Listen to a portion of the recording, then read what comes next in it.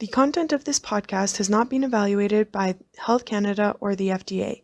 It is educational in nature and should not be taken as medical advice. Always consult a qualified medical professional to see if a diet, lifestyle change, or supplement is right for you. Any supplements mentioned are not intended to diagnose, treat, cure, or prevent any disease. Please note that the opinions of the guests or hosts are their own and may not reflect those of Advanced Orthomolecular Research Incorporated.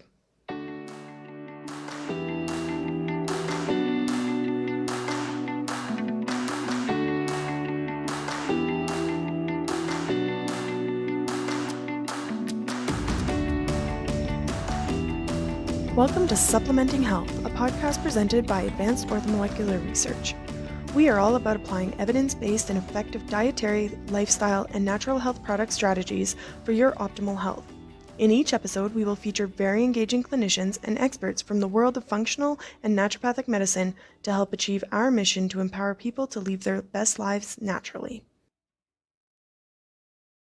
Welcome to Supplementing Health. I'm thrilled to have Bobby Maximus, one of the world's foremost fitness authorities, on today to discuss nutrition and supplements to optimize your workout and recovery. Bobby is a former UFC fighter, a BJJ World champion, and the creator of the Maximus Gym and director of Project Maximus, one of the country's most elite and hardcore training programs. Welcome, Bobby. Thanks for joining me today. Hey, thank you so much for having me. I really appreciate it. For those of us that aren't avid gym goers, the gym can be an intimidating place, especially for those that have big goals with no idea how to tackle them effectively. So what are some of the recommendations you have for those that are early on their fitness journey? You know, a big thing that I teach is that the mind is more important than the body. Most of the time, for most people, they don't need a specific workout program. Now, if you're Michael Phelps, you're an Olympic swimmer, you're Usain Bolt, one of the best sprinters to ever live, sure, you need a specified program. But, you know, in the interest of just clarity, most people are just trying to look a little better naked. Like, that's all they want. And so you can almost do anything and anything works. And so what I tell people to do psychologically is demystify the process. Like, it doesn't have to be complicated. You don't need some special program. You simply need to move every day. You kind of diminish it to nothing more than brushing your teeth. So if you just look at it as basic self-care, it takes a lot of the complication out of it. And I think that's why people don't get started, because they assume it's going to be complicated. So do you have an all-time favorite workout, or does it vary depending on the goals or individual goals or needs?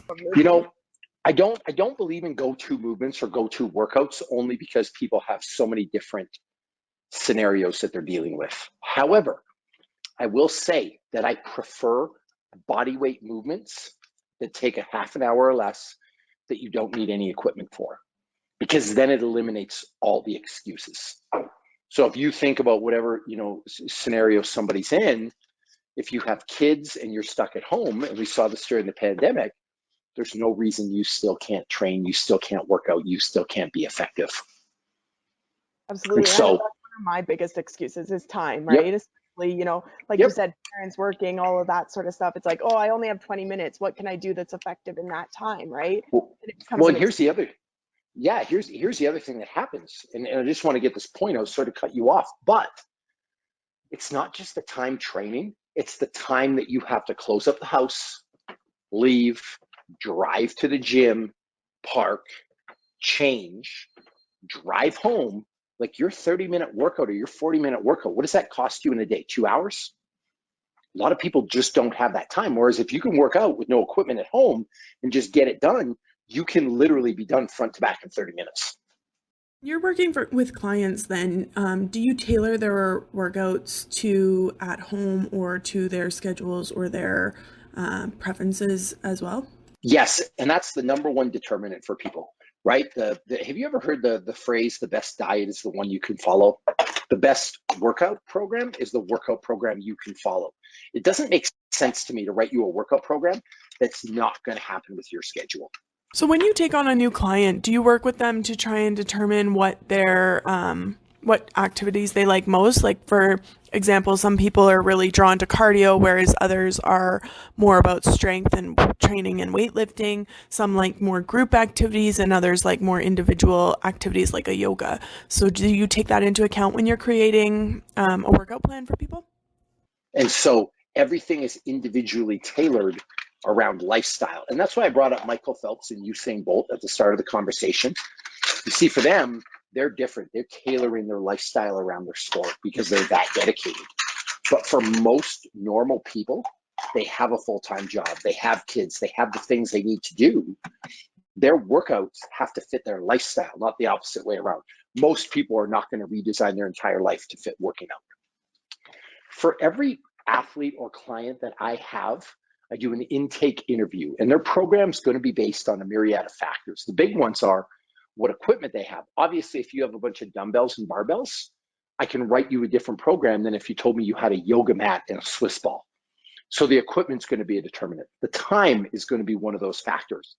So if you tell me you have an hour a day to train, or you want to train an hour a day, your program would look different than the person who has 15 minutes a day to train. Then the third is going to be what you like doing. Because if you like doing something, and I'm a big believer in this, and I think I'm unique in the fitness industry with it, but fun is a major factor in terms of your long-term health, your long-term commitment, your long-term viability for a program to be successful. Because if you're having fun doing something, you'll make an effort to do it more. If it's miserable, you're going to quit. And so those three factors, fun, time, equipment, I'll take all those into account, and then I'll build you a customized program. That makes sense. So one of the things you hear is that abs are made in the kitchen. So basically the idea behind that is obviously that you can't be eating nothing but junk and expect that your pounds will just melt away. You'll eliminate those bumps and curves that you want to eliminate. So how do you incorporate nutrition into the plans that you create for your clients? Nutrition is important, but it has to be in combination with the exercise. There's a phrase, you can't outwork a shitty diet. And while that's true, theoretically, that depends on how much work you're willing to do. If you want to work out 6, 7, 8 hours a day, you can probably eat whatever you want and be fine. Michael Phelps was proof of that. He's eating 10,000 calories a day, boxes of Lucky Charms, Subway for lunch. He could do whatever he wanted. That's what happens when you swim 6 or 7 hours a day. On the other side of the coin, you can't out-eat poor work ethic. So you can eat perfectly, but if you're not working out or exercising, you're not going to be fit. So in the real world, these things have to work in conjunction. And so part of the program, along with the working out, we've got to worry about your diet, and we've got to take care of your diet. Not a diet in terms of losing weight, just your daily diet in order to fuel athletic activity. And do you have any supplements that you recommend across the board? I know something like a protein powder or BCAA is very common in the gym space, but are there any others that you incorporate in every single program, or do you tailor those according to the client as well? Supplementation has to be individualized, programming has to be individualized, nutrition has to be individualized, but there's actually some universal truths with supplements that I believe. You need to worry about health before performance. People are worried about performance, but the boost you're going to get from performance enhancing supplements like branched chain amino acids, creatine, things like that might only be 1% to 2%. We're looking at gains that high-end athletes are worried about.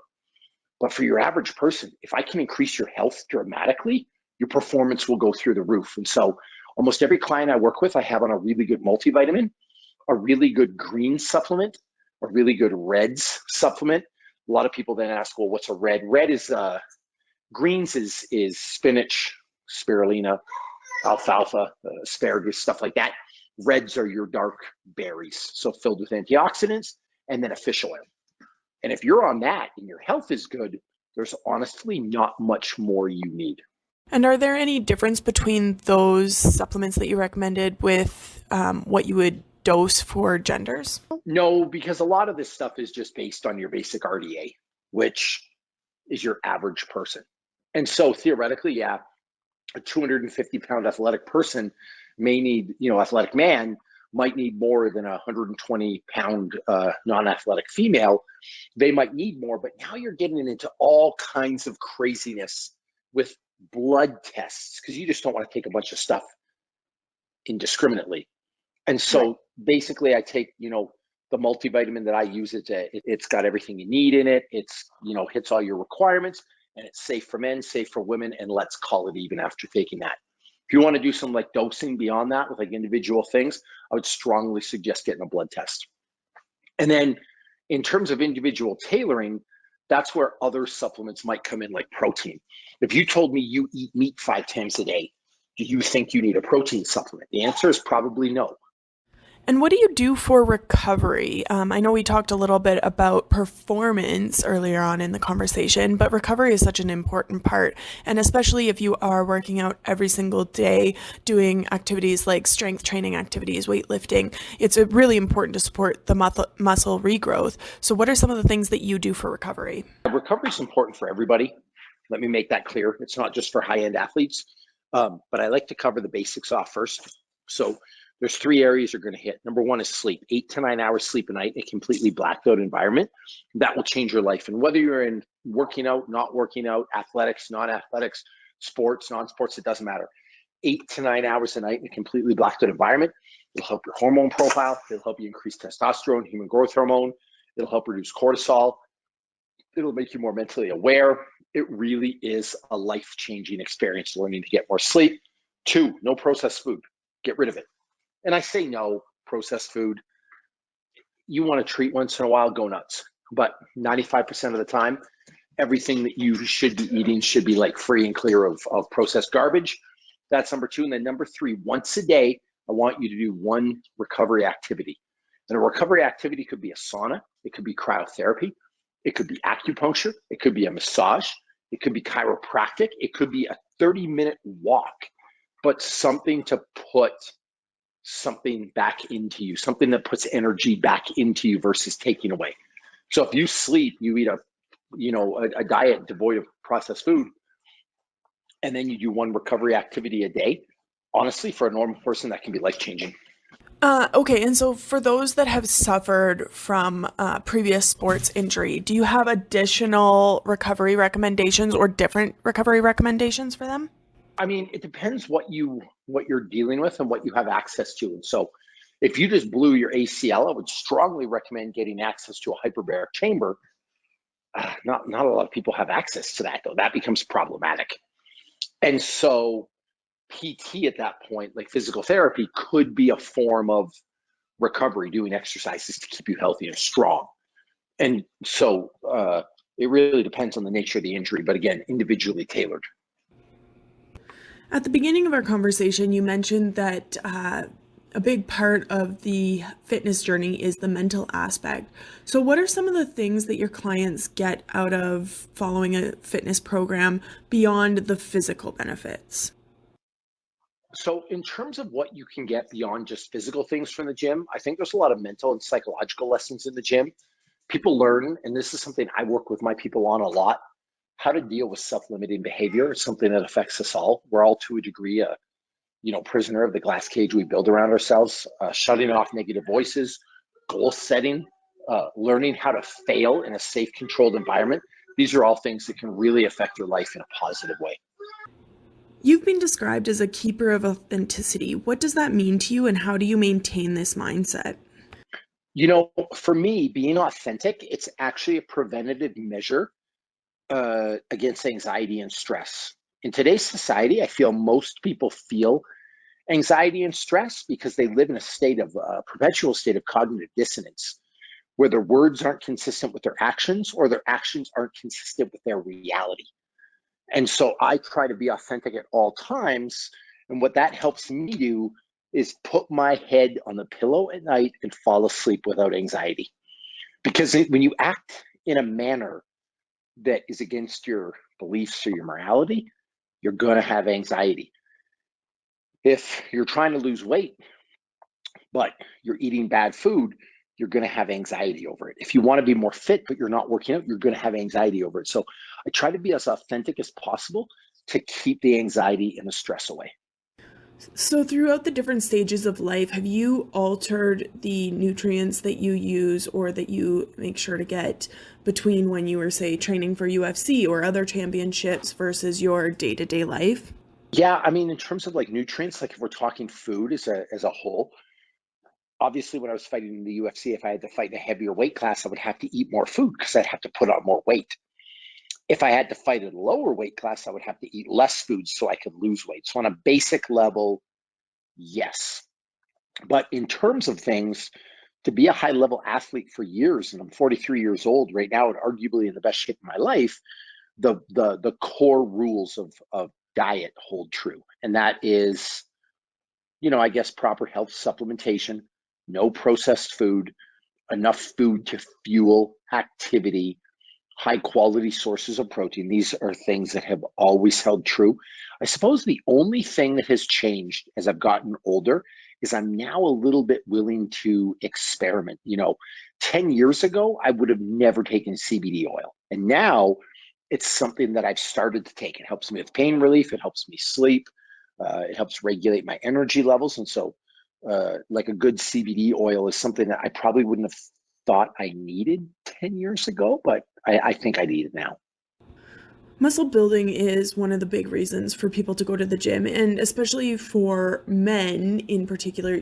Obviously stereotyping here, but generally speaking, they're trying to get that V shape, that triangular shape, and obviously muscle building is a big part of that. So what are some of the things that you can do to support that muscle growth?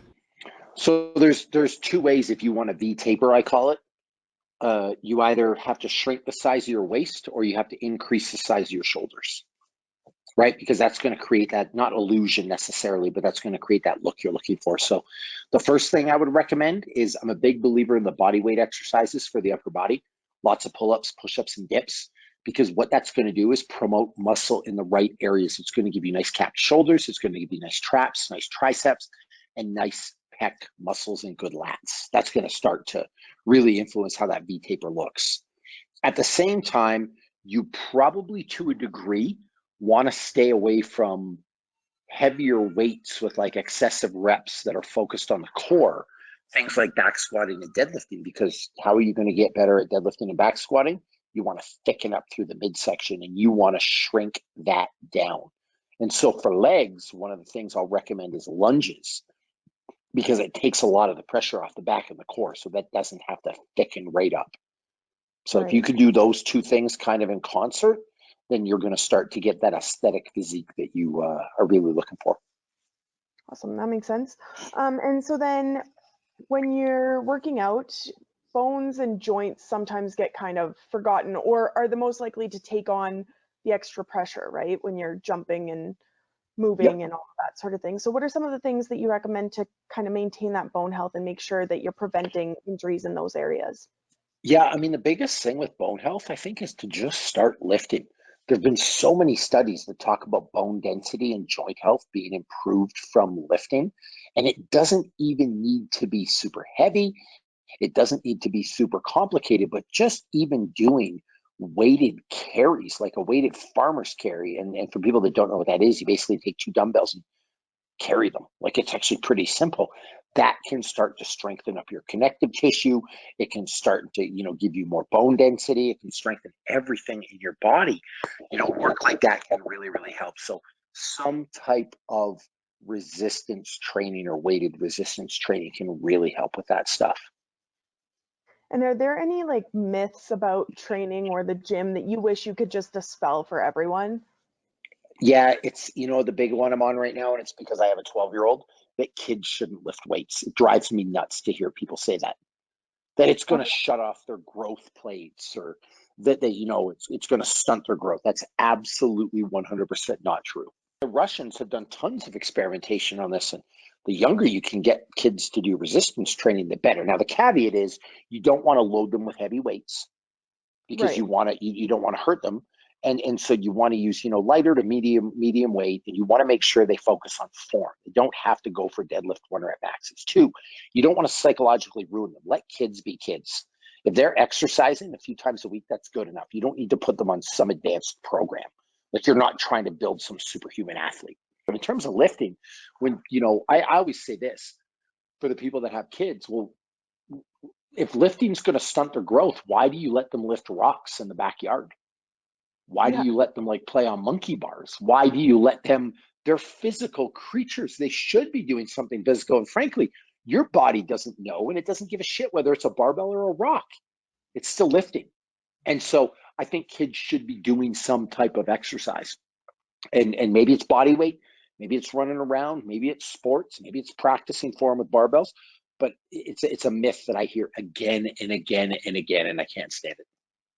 Do you have an age at which they should start lifting in more of like an official kind of way? I ask because I know like my 6-year-old, she loves lifting weights and working out with me, but I always kind of watch her and I'm like worried about her form, like you said, because I don't want her accidentally injuring herself when she's I doing things not quite right. You know what I mean? Yeah, no, for sure. I think that's different between different children. You got to understand, like, I this is my career. My kids have, like, since the day they've been born, we're in the gym. I remember the baby, not literally the day they were born, but my Yeah. baby probably 3 weeks into life was in a little, car seat or a little bucket seat or whatever those little carriers are called, and watching me train. So they've been exposed to it their whole lives. And so the likelihood that my 6-year-old picks it up faster than your 6-year-old, that's probably pretty high. That Right. said, some kids have a natural affinity to it. Some kids are clumsy AF. Some kids are really put together and can get perfect form. So I don't know if there's like a certain age for that. As long as your kid is proper form, I think they should do it at 5 or 6. Now, in terms of an official program, that's where the psychological stress comes into play. I want to teach my kids that exercise, again, and I'll go back to what I said at the start of the podcast, is like brushing your teeth. It's just something you do for basic self-care. I don't want it to be hard. I don't want it to be miserable. So we're 11 years apart, but we were probably taught the same things, right? That exercise was punishment. You ever been punished with exercise? I have. So what have you done now? You've associated exercise with punishment, negativity. How the hell are you supposed to go get motivated to work out? I don't want to get punished like by choice. It's finding what you love about it, right? It's finding that Yeah. joy in it, And actually enjoying it. and think about how people phrase things. Do you say I have to work out or I get to go work out? Usually it's I have to go work out. You've already set a negative tone. People only work out when they're fat or lazy or feel bad or they have to or they're sick and they need to. Whatever happened to making it fun? And so for me, up until a kid is 15, 16 years old, I want all physical activity to be under the guise of play and fun. And so my 12-year-old, I encourage him to do things gently. And if he wants to work out, he can work out. If not, that's okay too. Go outside and play. You got to do some physical activity, but I don't think it's smart to put kids through a rigorous physical training program because I think you'll ruin them psychologically and develop a very negative association with exercise. And that's why if you had a negative association with exercise, do you know how hard it is at 30 or 35 years old to drag your ass into the gym every day and work out? Oh my God, Yeah, it must be way harder. miserable, right? Whereas if it's always been fun and something that you and mom or you and dad did together and it was, surrounded by good feelings and good times, then that would be different. Yeah, no, absolutely. I think that's probably one of the biggest challenges for a lot of people is finding that motivation and that desire, which when you're doing something you love and is fun, it's easy to do it, right? Compared to when, like you say, it's a chore or it's seen as punishment or something you hate and have to do. No, that's exactly it. And I think that starts with how your upbringing is. So, if any of our listeners wanted to start on one of your programs, is your website the best way for them to do that? Or is there a better way for them to start working with you and with your No, I programs? think I think there's a couple of ways. Number one, they can go to my website, bobbymaximus.com, and there you'll figure out a way to email me. There's a contact form. You can find my Instagram handle.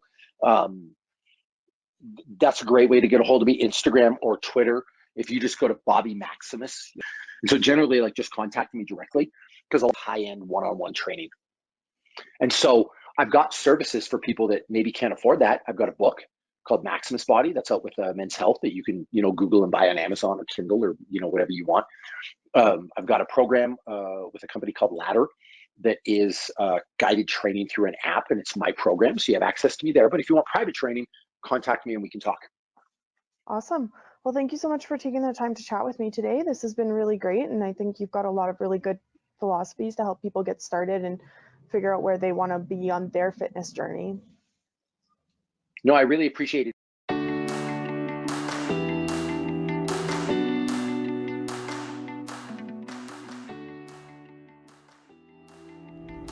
Thank you for listening to Supplementing Health. For more information about our guests, past shows, and future topics, please visit aor.ca/podcast or aor.us/podcast. Do you have a topic you want us to cover? We invite you to engage with us on social media to request a future topic or email us at marketing@aor.ca.